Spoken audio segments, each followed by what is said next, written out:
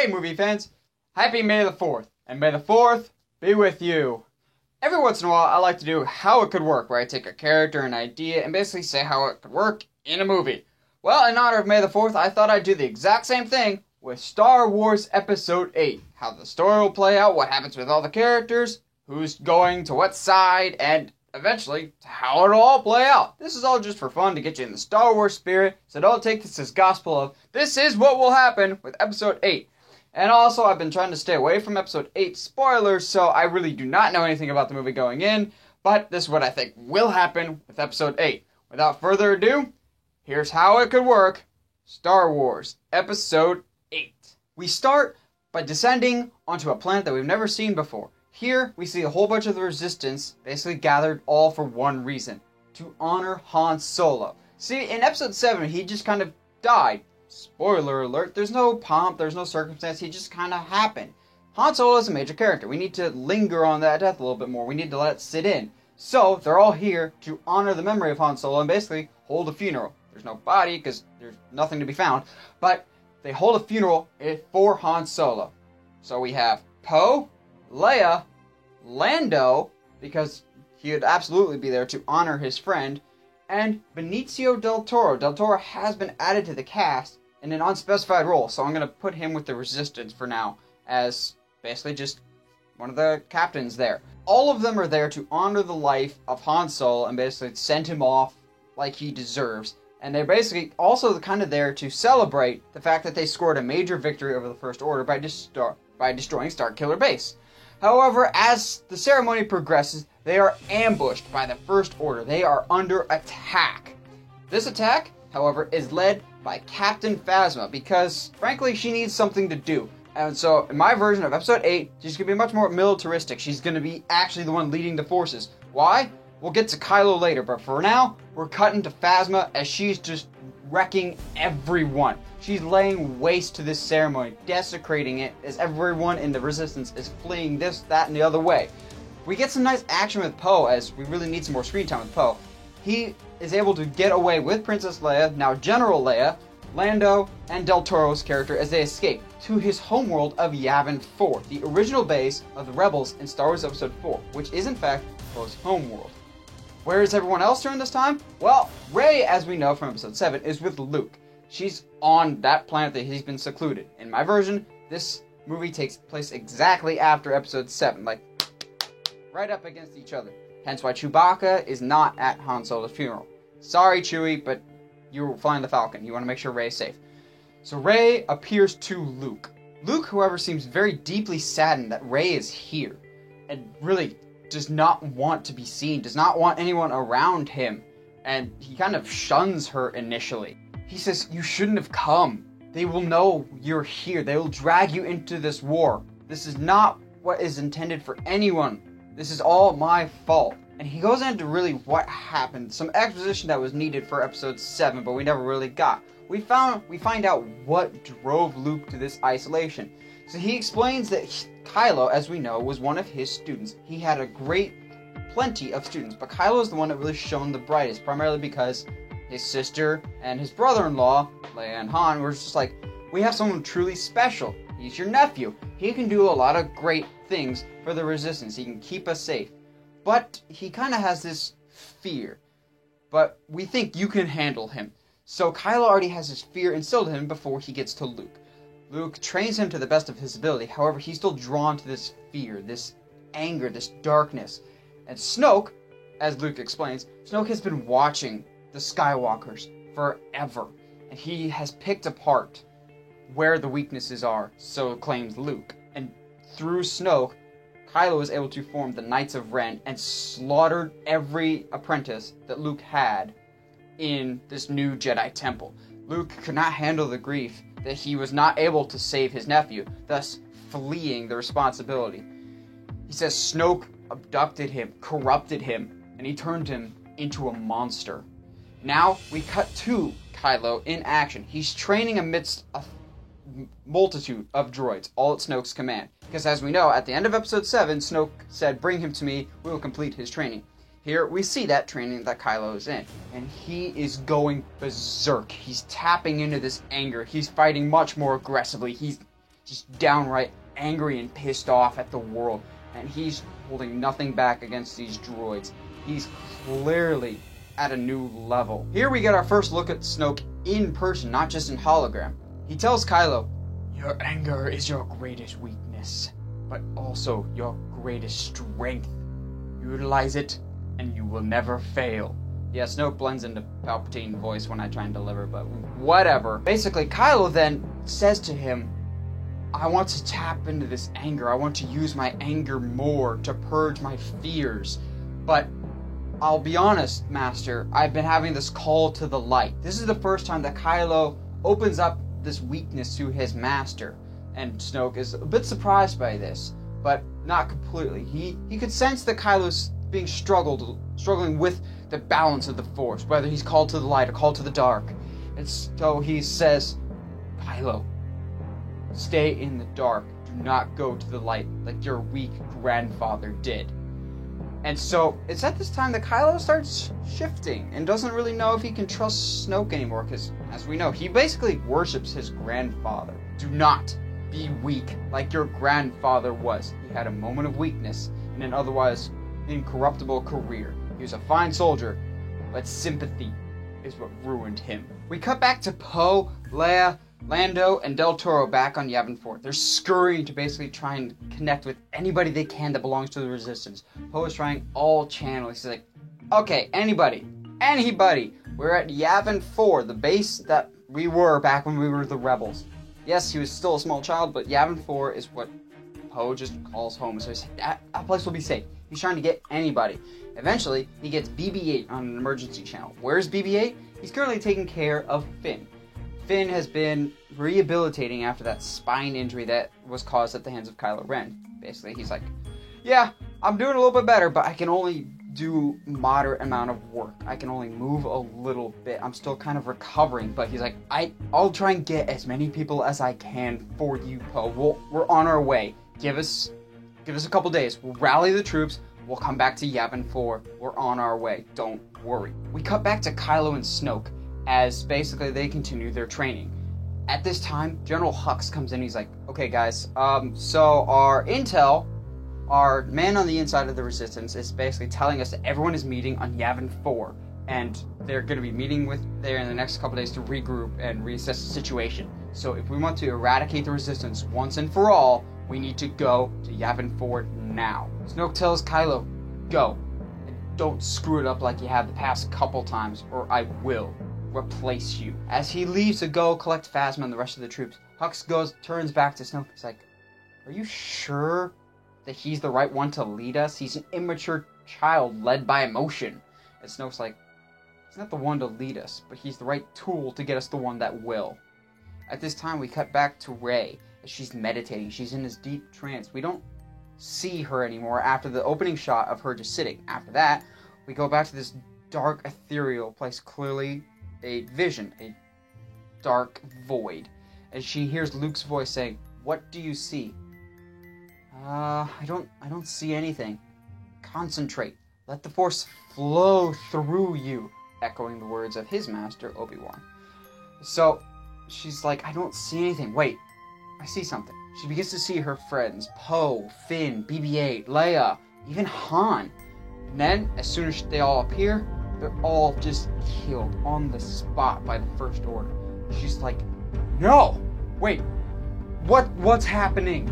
And Poe looks up at her and is like, "Why didn't you save us? You could have prevented this." And she immediately wakes up from her trance and Luke's like, "What did you see?" "I saw pain. I saw anguish. I saw nothing. My friends are in danger. I need to find them now. The First Order's gonna slaughter them all."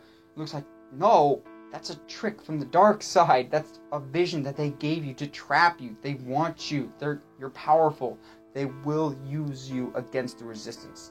They will use you to kill every man, woman, and child. It's a trap. Do not go for it. I've fallen for this before." As we echoed kind of the sentiment in the scene from Empire Strikes Back when Luke goes to Bespin. She's like, "I need to find my friends now. I cannot let them die, and I will be alone again." At the time, Luke's like, okay, we'll go. So they go back to the Millennium Falcon, where Chewie has tracked down the signal as he got Finn's message that came from Poe, basically saying we're all on Yavin 4. So they make their way to Yavin 4. We cut back to Finn, Poe, and Leia as they all kind of reunite. And Finn's like, alright guys, I got some people. It's not a lot, but I got enough people of the Resistance and the hierarchy to go, okay, we can reassess the situation here. It's at this time, after everyone gets reunited, that the First Order comes back in full force. They've come to finish the job. And Poe's like, how did they find us? This base hasn't been used in decades. How did they know? At this time, clocked from behind and knocked out is Del Toro, knocking out Poe. He's the traitor. I mean, shocker, he's the only new guy in the cast, but go with it. It's my story. So Del Toro knocks him out, and First Order troopers shuttle him away into a First Order ship. As he's being taken away, who should come down that same ramp but Captain Phasma. Captain Phasma and Finn lock eyes. Master versus the student. Now, Finn is clearly not in tip-top shape, and Phasma is using this to her advantage. She's beating him down, but toying with him. Every time he has a window, she's basically letting him try and take it, and then taking it away from him. Swiping his legs out from underneath him. He's completely unfocused. He's angry. He's hurt. He's not all there. And so she's easily beating him down. Knocks him to his feet. As she's about to finish him off, she gets the call-off sign. And everyone starts making their way back to the ship. And Finn and Leia and everyone else is like, okay. Why didn't you finish the job? You killed some of us, but you clearly... You left us bruised, but not dead. So they're kind of confused. As the First Order leaves, Luke, Rey, and Chewie arrive, and Rey's like, oh no, I was too late. My vision came true. She's a mess. She's like, I can't believe I let this happen. Even though it's clearly not her fault, she sees this as her failing her responsibilities as the one that could save the day, as this Jedi, even though she's really not. She still has this naivety to her that's just like, this is my fault, even though it's really not. And Luke, of course, this is weighing on him, seeing this combat and all these people fail again. This is why he ran off in the first place. He sees Leia and he's like, oh no.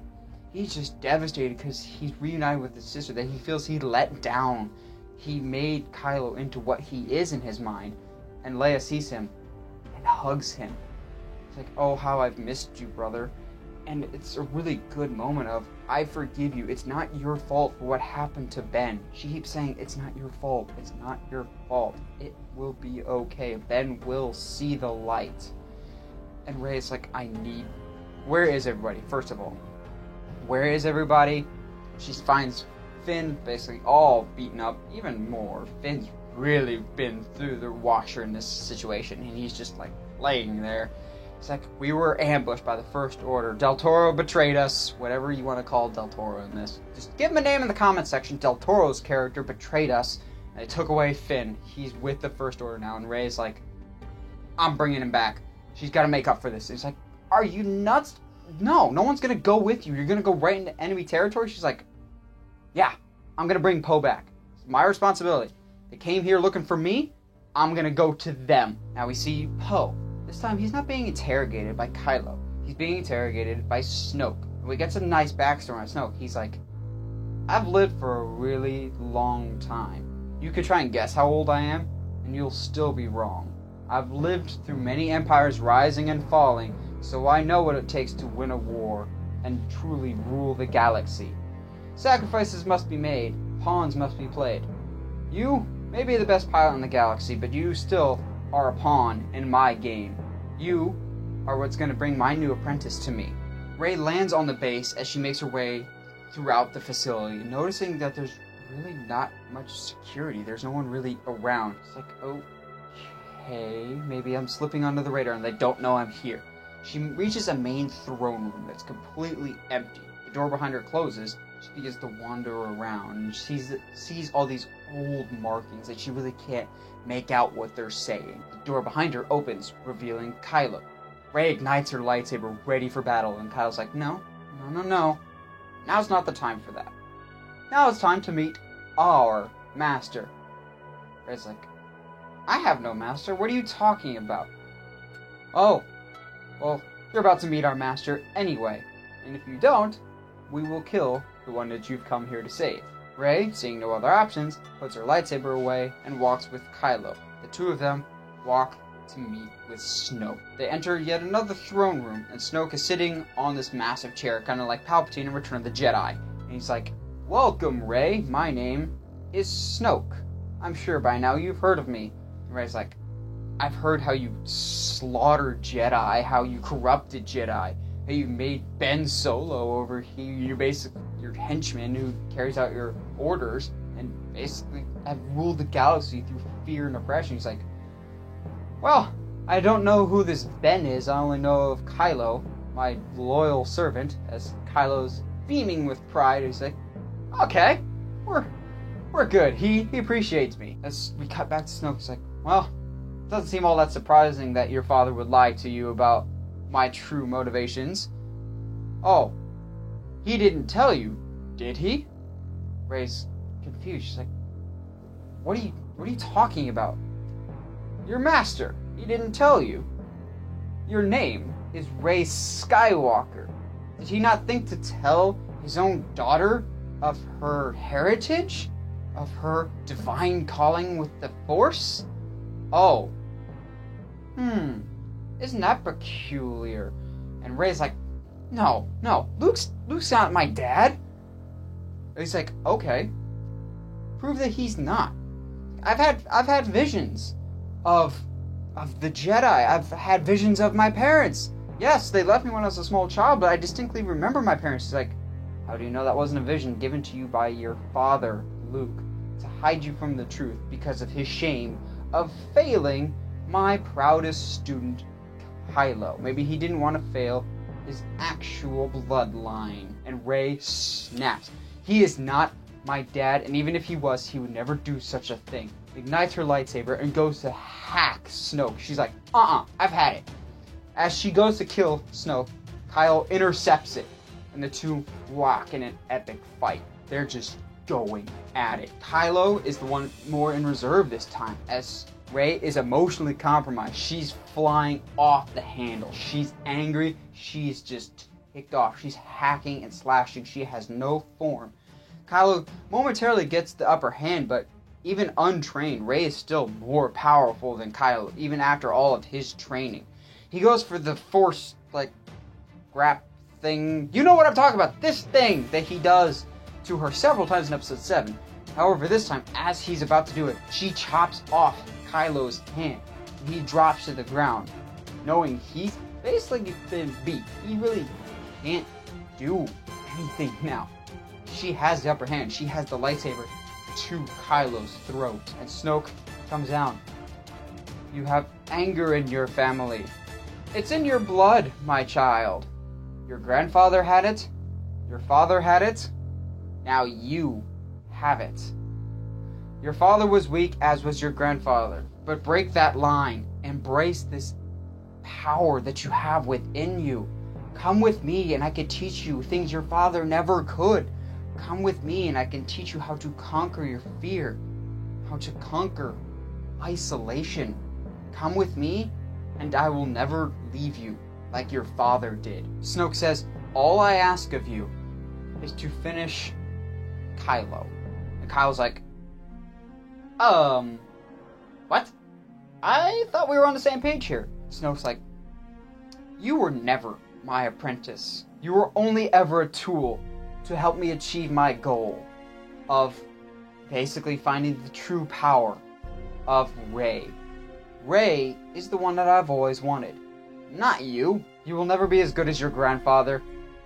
You won't even be as good as your father." It's at this time that Kylo shoots up some exhaust vents, basically distracting both Rey and Snoke as he makes his escape through an air vent. And Snoke basically blasts on all the airwaves throughout the station. "Kylo Ren has attempted to kill me. He is a traitor and not worthy of our ranks. If you see him, kill him immediately. He is a traitor." Kylo goes to the one ally he could potentially have left on this station, Poe. And he's like, "This is gonna suck." We're not friends. And Poe's like, what are you doing here? You are a murderer. You've killed thousands of people. He's like, I didn't know what I was doing. I still don't know what I'm doing now. All I know is that we need to get out of here and think about this later. So the two of them escape. As soon as Poe gets out, he decks Kylo in the face. Okay, now we'll think about this later. Because we gotta even the score a little bit. Because there's no way we can just let Kylo off completely. But good punch to the face makes Poe and him even for the time being. There's still some tension there. However, the two of them manage to escape the custody of the First Order, escaping, just like in Episode 7.